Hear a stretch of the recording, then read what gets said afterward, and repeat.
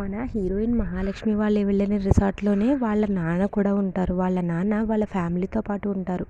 ఆయన ఒక చోట నించొని బాధపడుతూ ఉంటారు. మహాలక్ష్మి పెళ్ళి ఇంకా తర్వాత జరిగిన విషయాలన్నీ ఆయన గుర్తు చేసుకుని చాలా బాధపడుతూ ఉంటారు. సరిగ్గా అదే సమయానికి అక్కడికి ఆయన కొడుకు వస్తాడు. ఏంటి నాన్న, మిమ్మల్ని ఇంత దూరం తీసుకొచ్చినా మీరు ఇంకా బాధపడుతూనే ఉన్నారా? అవే ఆలోచనలతో ఉంటారా? ఇక చాలు నాన్న, దాన్ని మర్చిపోవండి. మీరు ఎంత బాధపడితే మాత్రం ప్రయోజనం ఏముంది? అది చేసిన పనికి మన పరువు అయితే పోయింది కదా, ఇంకా దాన్ని అక్కడే వదిలేయండి నాన్న అని తనకి నచ్చజెప్పే ప్రయత్నం చేస్తాడు.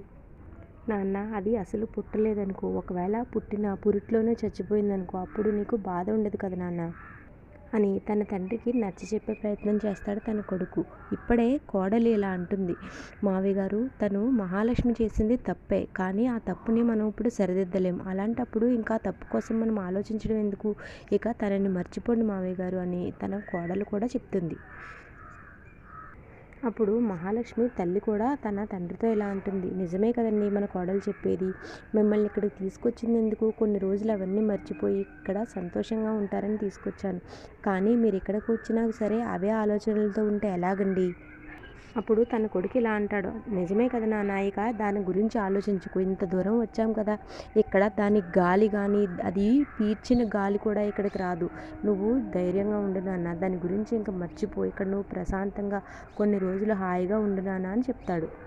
తర్వాత ఆ రిసార్ట్లో మన హీరో చక్రి కొన్ని రూమ్స్ తీసుకుంటాడు. తర్వాత వాళ్ళు అక్కడ స్టే చేస్తారు. ఇంతలో సాయంత్రం అవుతుంది.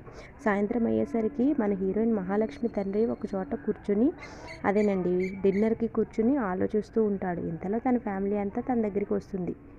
అప్పుడు తన కొడుకు తన దగ్గరికి వచ్చి, ఏంటి నాన్న ఒక్కరే వచ్చారు, మమ్మల్ని పిలవచ్చుగా, మేము కూడా వస్తాంగా అని అంటాడు. దానికి తన కోడలు, సరేలే మావయ్య, ఏమైనా ఆర్డర్ చేసుకున్నారా, ఏమైనా తిన్నారా అని అడుగుతుంది. దానికి లేదమ్మా, ఇంకా నేనేమీ ఆర్డర్ చేసుకోలేదని చెప్తాడు తను. వద్దురా, నాకు ఏమీ తినాలని అనిపించడం లేదు. అప్పుడే మహాలక్ష్మి తల్లి కోపంగా తన తండ్రితో ఇలా అంటుంది, అవునులే నిజమే, దాన్ని కని పరువు పోగొట్టుకున్నాం, ఇక దానికోసం ఆకలితో ఉండి ప్రాణాలు కూడా పోగొట్టుకుందాం. ఇక మనసు నిండా కూతురు ఆలోచనలు ఉంటే ఇక మీరేం తింటారులే, నడండి అయినా ఇక్కడి నుంచి వెళ్ళిపోదామని అనుకుంటారు. ఇంతలో పక్క నుంచి ఒక చిన్న పాప వస్తూ ఉంటుంది. ఆ పాపని వాళ్ళమ్మ మహా మహా అని పిలుస్తూ ఉంటుంది. తనని చూసి వాళ్ళందరూ కూడా కాస్త కుదుటపడి అక్కడ భోజనానికి కూర్చుంటారు. తర్వాత సరిగ్గా అదే ప్లేస్కి వస్తారు మన హీరో చక్రి వాళ్ళ ఫ్యామిలీ. అక్కడికి వచ్చి సరిగ్గా వీళ్ళు కూర్చున్న ప్లేస్ పక్క టేబుల్లోనే కూర్చుంటారు వాళ్ళు. కానీ ఒకరినొకరు గమనించుకోరు. తర్వాత మన చక్రి తండ్రి భోజనానికి అయితే కూర్చుంటాడు, కానీ తన మనసంతా మందు మీదే ఉంటుంది. తనకి భోజనం ఆర్డర్ చేస్తారు.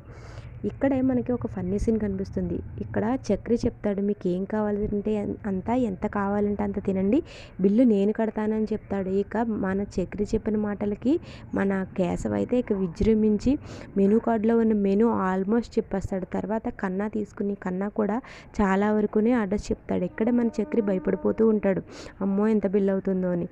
ఇంతలో తనకి చక్రికి ఆర్డర్ చెప్పుకోమనిస్తే చక్రి కేవలం ఒక 2 ఇడ్లీ మాత్రమే ఆర్డర్ చెప్పుకుంటాడు. ఎందుకంటే బిల్లు ఎక్కువైపోతుందేమోనని భయపడతాడు. అప్పుడే మన పెద్ది చక్రికి మాట సహాయం చేస్తాడు. నేను డబ్బులు ఇస్తాను లేరా, నువ్వు తిను, నీకేం కావాలో అది తిను అని చెప్తాడు.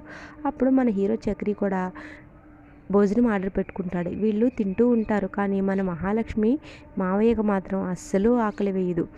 అతను అలా కలుపుతూనే ఉంటాడు. అప్పుడు మన మహాలక్ష్మి అడుగుతుంది, ఏమైంది, తినరేంటి, మీరు తినండి అని చెప్తుంది. దానికి లేదమ్మా, నాకు ఆకలి వేయడం లేదా అంటాడు ఆయన. అప్పుడు వీళ్ళకి అర్థమవుతుంది. అప్పుడు మహాలక్ష్మి, సరేలే అయితే మీరు జస్ట్ ఒక 2 పెగ్గులు మాత్రమే వేసి వచ్చేయాలి సరేనా అని షరతు మీద తనని మందు తాగడానికి పంపిస్తుంది మన హీరోయిన్ మహాలక్ష్మి.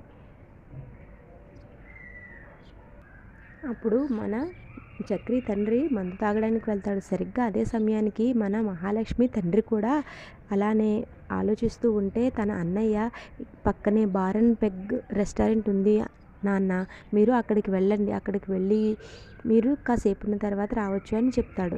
తన తండ్రి కూడా సరే అని అక్కడికి వెళ్తాడు. కరెక్ట్గా అదే టైంకి చక్రి తండ్రి కూడా అక్కడే ఉంటాడు. వీళ్ళిద్దరూ కలిసి కూర్చుని మందు తాగుతూ ఉంటారు. అలా మందు తాగుతూ ఒకరిది ఒకరు షేర్ చేసుకుంటూ ఉంటారు. వాళ్ళ మనసులోని బాధలు భావాలు అన్నీ ఒకరితో ఒకరు పంచుకుని వాళ్ళిద్దరూ మంచి ఫ్రెండ్స్గా అయిపోతారు. తర్వాత తన మనసులో బాధ అంతా తనకి చెప్తాడు తన తండ్రి. వీళ్ళిద్దరికీ పరిచయం లేకపోయినా ఒకరికొకరు చాలా మంచి స్నేహితులవుతారు. తర్వాత మహాలక్ష్మి అన్నయ్య మహాలక్ష్మి తండ్రిని పిలవడానికి వస్తాడు. కానీ తన తండ్రిని చూడడు ఆయన. చూడకుండానే వెనక నుంచి తన తండ్రిని పిలుచుకుని వెళ్ళిపోతాడు. మహాలక్ష్మి తండ్రి అక్కడి నుంచి వెళ్ళిపోతాడు. అదండి ఇక్కడి వరకు జరిగిన స్టోరీ చూసారు కదా. ఇక రేపటి స్టోరీ కూడా చూడాలంటే ఏం చేయాలో తెలుసు కదా. మన ఛానల్ని సబ్స్క్రైబ్ చేసుకుని బెల్ ఐకాన్ని ఆన్లో పెట్టుకోండి. ఈ వీడియో మీకు నచ్చిన ఫ్రెండ్స్ అండ్ ఫ్యామిలీకి షేర్ చేయండి. ఈ వీడియో ఇంకా నా ఎక్స్ప్లెనేషన్ మీకు ఎలా అనిపించిందో చిన్న కమెంట్ చేయండి. మన వీడియో నచ్చితే నా వీడియోకి ఒక లైక్ చేయండి. Thank you so much for watching.